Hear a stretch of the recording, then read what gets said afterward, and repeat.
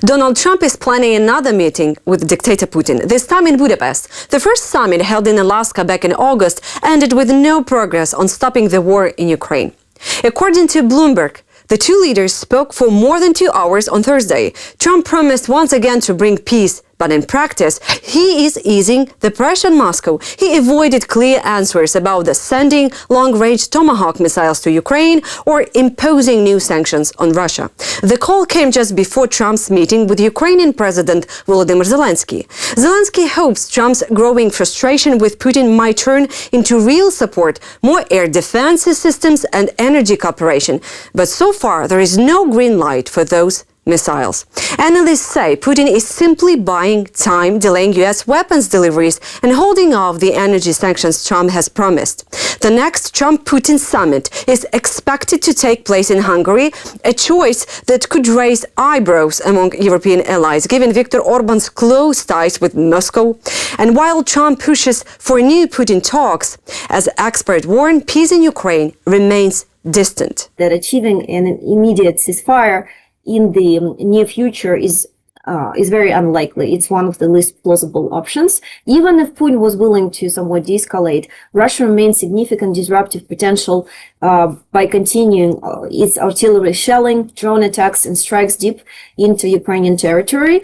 And even if it slows down its push on the front line, it still has this potential to continue create damage and havoc in Ukraine domestically in an effort to undermine the commitment and resilience of Ukrainian society. Russia jails 15 Ukrainian prisoners of war from Aidar battalion in another staged terrorism case.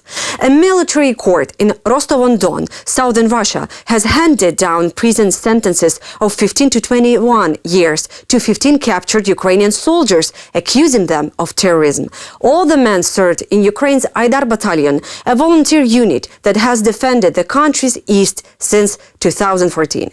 Moscow has branded the battalion a terrorist organization, a label Ukraine and international observers call a political fabrication aimed at justifying the prosecution of prisoners of war.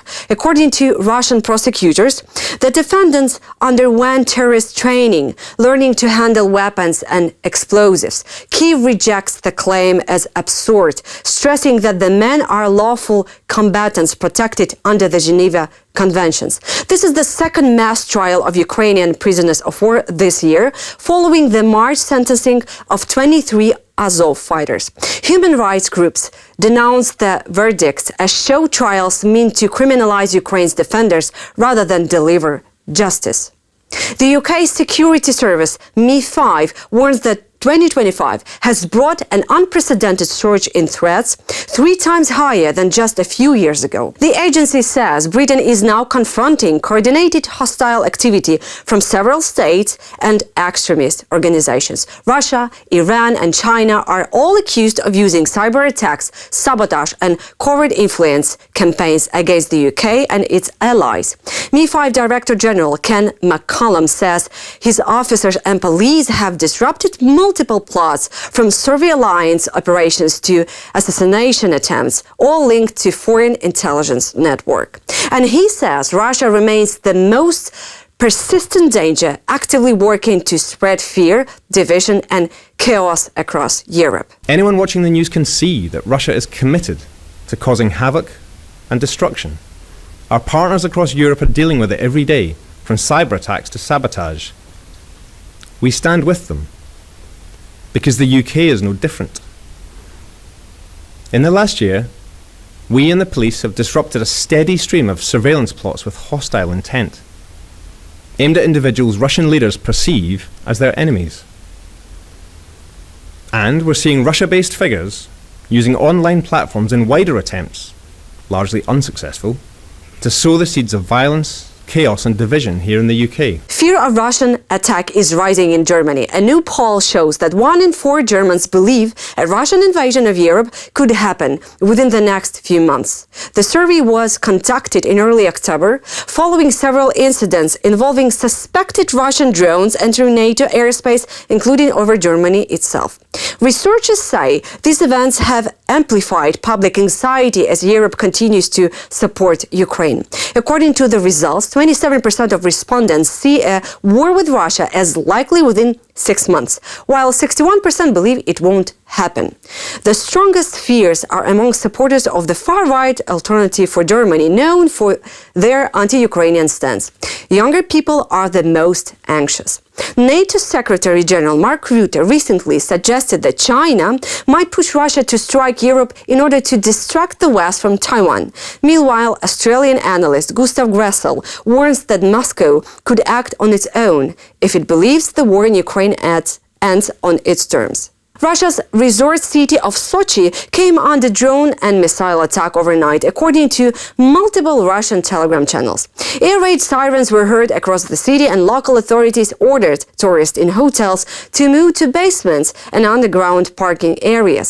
Social media videos captured the sound of sirens and several explosions reportedly heard over Adler, near the Black Sea coast.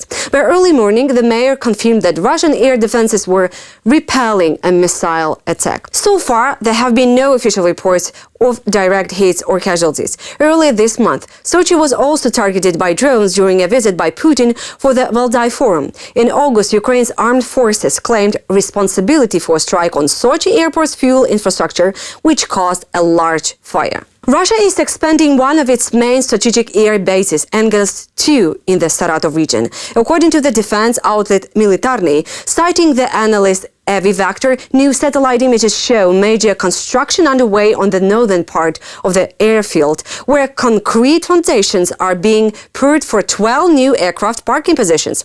Similar work was completed in the southern sections of the base in the late September, and reports about the expansion first surfaced back in May. Analysts believe the new sites are intended for Tu-95 and Tu-160 strategic bombers, as well as Su-34 and Su-35 fighter jets. A comparable layout was previously seen at Diaghilevo Air Base in the Ryazan region, another key hub for Russia's long-range aviation. Engels 2 has repeatedly been used to launch cruise missiles against Ukrainian cities. In March 2025, the base suffered one of the most powerful Ukrainian strikes to date, which destroyed an ammunition depot and reportedly damaged several aircraft. That's all for now. For more content, please subscribe.